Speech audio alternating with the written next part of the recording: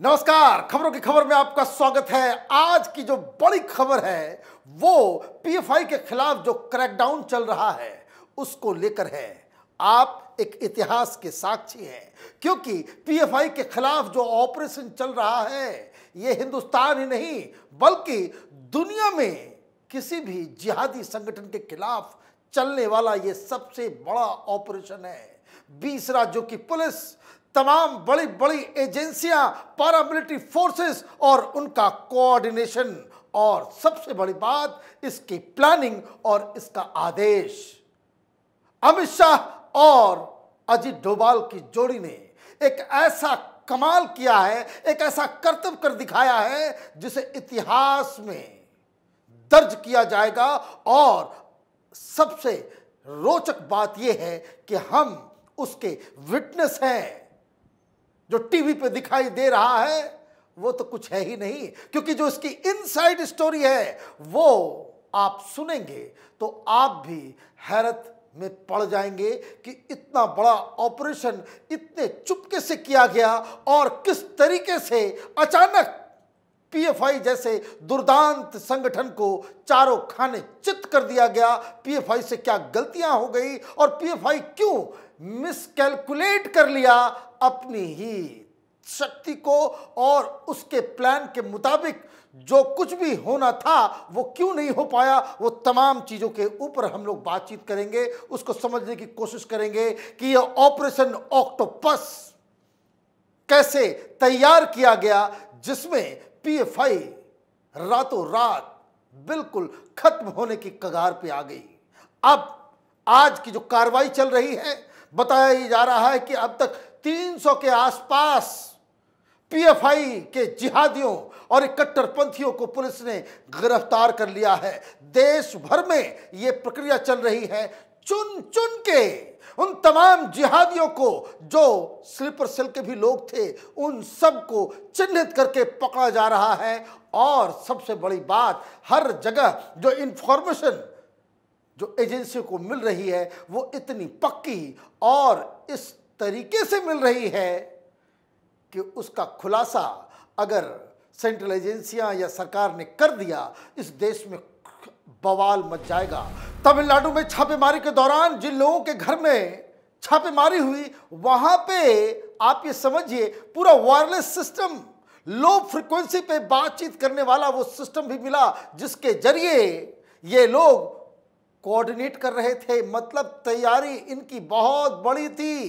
कहीं कहीं इस तरह के दस्तावेज मिल रहे हैं जिसमें बड़े बड़े पॉलिटिकल लीडर्स को, खास करके भारतीय जनता पार्टी, प्रधानमंत्री, गृह मंत्री, उत्तर प्रदेश के मुख्यमंत्री को निशाना बनाने की पूरी तैयारी, उसकी पूरी प्लानिंग मिल रही है। तो कहीं कहीं से यह भी मालूम चल रहा है कि किस तरीके से ये लोग ट्रेनिंग कैंप्स को ऑर्गेनाइज करते हैं देश में दंगा भड़काने के लिए और किस तरीके से अचानक एक स्पार्क के ऊपर हजारों की संख्या में लोगों को सड़कों पर ले आना, उसकी पूरी प्लानिंग, उसकी पूरी ट्रेनिंग, उसका पूरी योजना इन लोगों के पास से मिल रही है। मध्य प्रदेश में तो और भी बड़ा ही अजीब सा लग रहा है।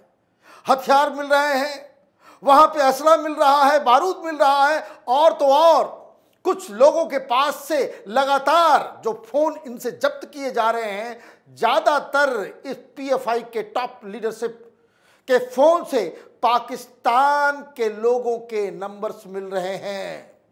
कई सारे पीएफआई के जो लोग हैं वो रिश्तेदारी बता बता करके 5-7 बार पाकिस्तान हो करके आए हैं और जो पाकिस्तानी नंबर्स मिल रहे हैं वो भी बड़े संदिग्ध हैं। इस ऑपरेशन के बाद वो पूरी तरीके से डेड हो गए, आउट ऑफ रीच बताया जा रहा है। मतलब ये कि ये जो पूरा का पूरा ऑपरेशन है वो ना फिर सिर्फ सक्सेसफुल है बल्कि पीएफआई को चारों खाने चित करने वाली। अब सवाल यह है कि इसकी शुरुआत क्यों और कब हुई, कैसे हुई।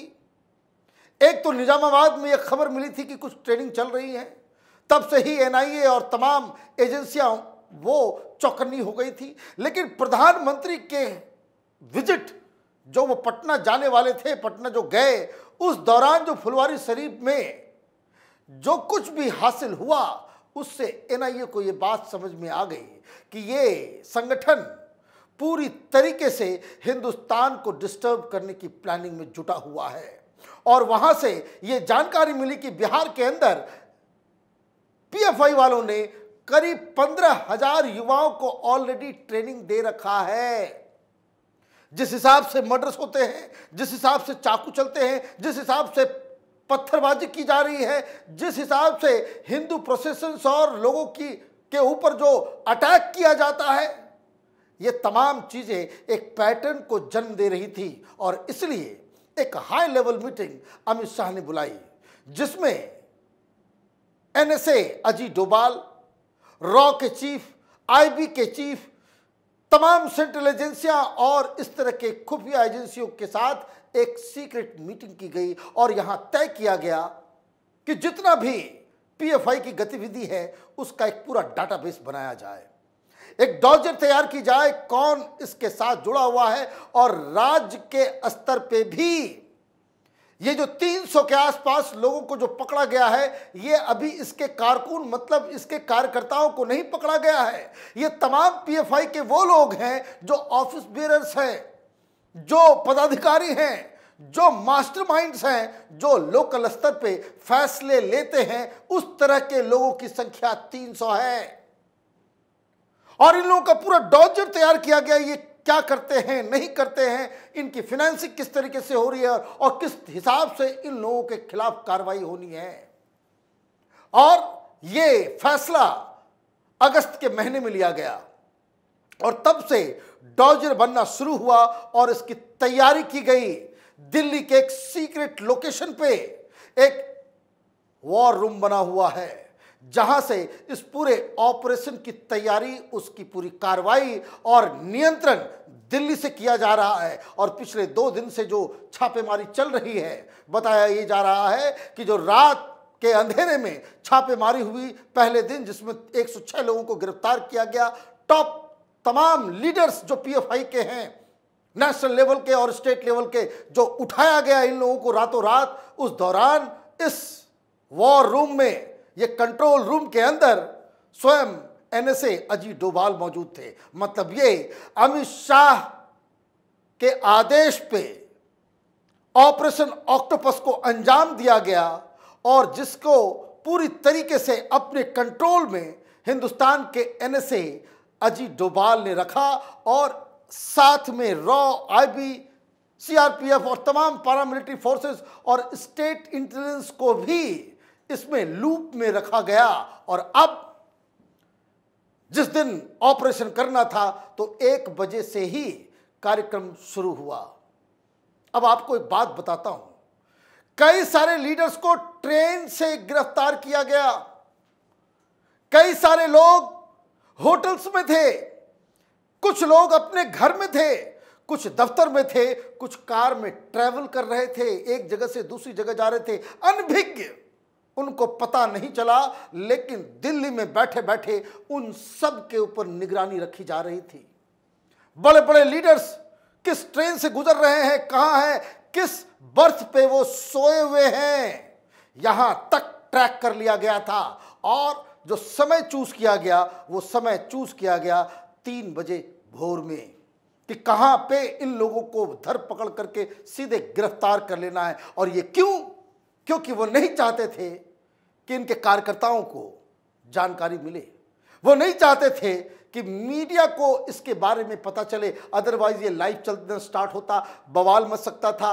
और तो और जो स्टेट पुलिस को जो तैयार किया गया था, उनको पूरी तैयारी करके वो लोग रखे हुए थे कि कहां कहां गिरफ्तारी होगी और जरा सी भी कहीं कोई हलचल हो कि बहुत सारे लोग सामने आ जाए, प्रोटेस्ट शुरू हो जाए, और उसको कैसे नियंत्रित करना है उसकी भी प्लान बी ऑलरेडी इन लोगों ने तैयार कर रखी थी। अब अचानक से ये सारी कार्रवाई होती है तो हुआ ये कि ये जो इतना स्विफ्ट और इतने, इसको कह सकते हैं कि एक सर्जिकल स्ट्राइक की तरह इस ऑपरेशन को अंजाम दिया गया, रातों रात पीएफआई लीडरलेस हो गई, खत्म। पता ही नहीं चल पा रहा भाई कौन आदेश दे, कहां से आदेश दे, सारे लोग गायब।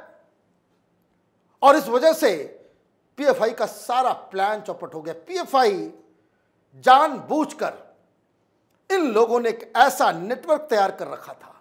कैपिटल टीवी के दर्शक इस बात पे एग्री करेंगे कि हम लोग लगातार इस बात को कहते आ रहे थे कि हर जगह एक पैटर्न नजर आता है। कहीं प्रोसेशन चल रहा है हिंदू का, पत्थरबाजी होती है, 2000 लोग इकट्ठे हो जाते हैं। रांची में वही, जमशेदपुर में वही, दिल्ली में वही, कोटा में वही, हर जगह कोई भी घटना हिंदू मुस्लिम से जुड़ी हुई होती है, भीड़ अचानक से आ जाती है।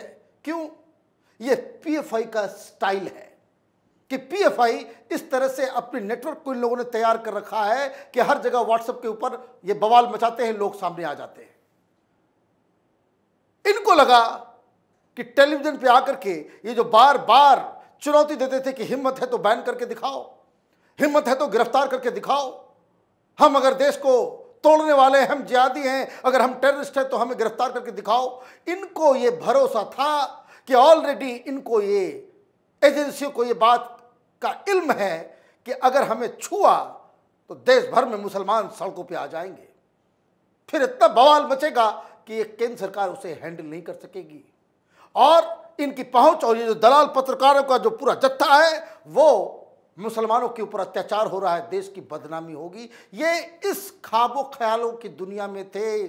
उनको समझ में नहीं आया कि एक सवा शेर बैठा हुआ है।